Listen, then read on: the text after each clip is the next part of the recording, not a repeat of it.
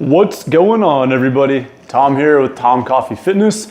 I just wanted to take a few minutes to briefly explain what calorie cycling is. So calorie cycling is an effective nutritional strategy for maintaining weight. It doesn't involve counting calories, starvation diets, weighing and measuring food. No, none of that. So calorie cycling is simply eating more on some days and eating less on other days. You can think of it almost like a wave, like a graph. You know, some days are more calories, some days are less calories, some days are more, some days are less. And why is this effective? So the problem with most diets is they set you up for failure because they're either too restrictive, they ask you to eat in a manner that doesn't appeal to your palate, they don't fit in the context of your busy lifestyle. So this is bad because going on a diet is tough enough. So you want to stack the deck in your favor, and this is where calorie cycling comes in. So there's a few ways to use this, and I'll explain those. That way you have the tools in your arsenal to pick which one best suits you. So the first way you can cycle calories is to limit carbohydrates. And by default, if you're taking in less carbohydrates, you're going to be taking in less calories.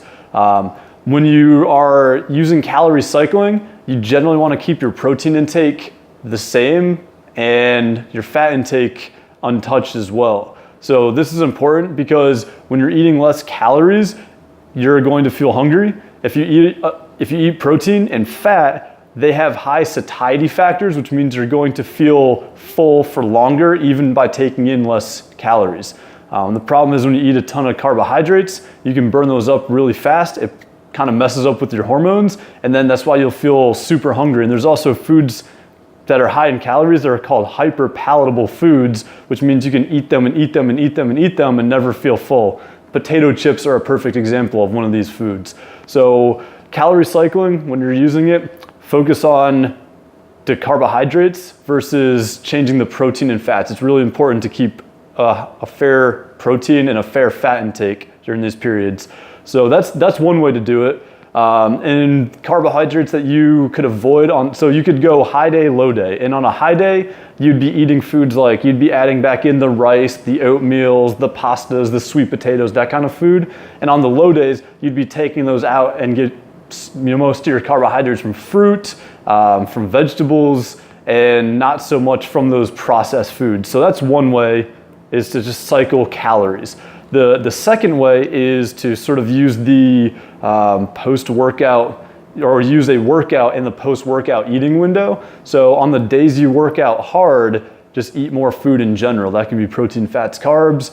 It doesn't so much matter. And then on the days you don't work out, or you just kind of have a really, really easy workout, that'd be a great day to, again, take away those carbohydrates, take away the pastas, the breads, the sweet potatoes, all that. So you can do it just by the intensity of your workout that day. And then, so real quick, why is calorie cycling so effective, and why do people get such great results with it? As I alluded to earlier, it requires no crazy calorie counting. You don't have to weigh and measure food, and it fits very easily within the context of most people's busy lifestyles. And that's really the important part. It's a sustainable strategy for long-term physique change, right? It's not a crash diet, it's not a starvation diet. You have to eat a bunch of food, and even if you have a day of lower calories, you know there's a day of higher calories right around the corner, right? So again, it's that wave, like peaks and valleys, maybe a better way to describe it. Some days are low, some days are high, but you're never going periods of low and periods of high. That's not the point. So I encourage you to try calorie cycling. Again, just to quickly recap, you eat more on the days you work out hard, and then you eat less on the days you don't work out or have a very easy workout. And the food you should eliminate, the macronutrient, is carbohydrates, or not eliminate, but reduce. So again, that would be on the low days, you're reducing breads, pastas, sweet potatoes, oatmeal, rice, all that stuff. And then on the higher days, you could either add those back in or really up your fat intake, either way, but keep the protein the same and keep the fat intake high as well on the high days and the low days.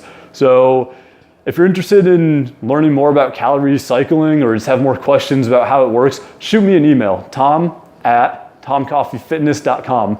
Again, this is a strategy that I use time and time again throughout all my workout programs. They always come with a nutritional component, and especially for the weight loss programs, I rely heavily on strategic calorie cycling and intermittent fasting are sort of my big go-to tactics here. And I'd love to chat with you more about it. It's a really effective strategy for building a physique of your dreams and also not making you miserable in the process. Hope this helps. Have a great day. Looking forward to chatting with you soon.